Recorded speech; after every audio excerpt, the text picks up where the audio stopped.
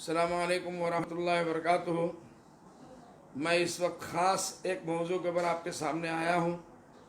پورے ہندوستان کے مسلمانوں کو اور مسجد والوں کو، مسجد کے ذمہ داروں کو، مسجد کے ٹرسٹیوں سے میں اس وقت مخاطب ہوں، اور مسجد کے محلے وار کمیٹیوں سے۔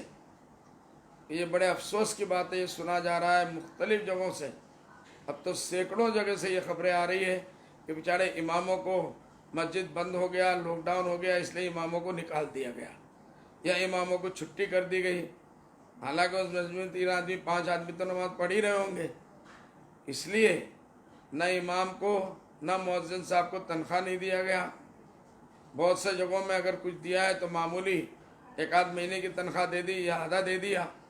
اس طریقے کی بات اس وقت بالکل نامناسب ہے۔ جو امام لوگ آپ کو 20 25 سال سے نماز پڑھا رہے، اس سے بھی زیادہ، اور بہترین عالم، بہترین قاری، ان لوگوں کا کوئی دوسرا آمدنی نہیں ہے بھائی، کوئی ذریعہ نہیں ہے۔ اللہ کے واسطے آپ ہی لوگوں کے رحم و کرم پہ آپ لوگوں کو نماز پڑھاتے ہیں، آپ لوگ اس کے بدیے میں ان کو ہدیہ دیتے ہیں۔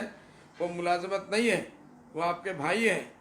امام ہو، مؤذن ہو، مکتب میں پڑھانے والے استاد ہو، اللہ کے واسطے ان کی تنخواہوں کو دیجئے یا پھر چندہ کر کے دیجئے، ان کے مہینے کی مدد کیجئے۔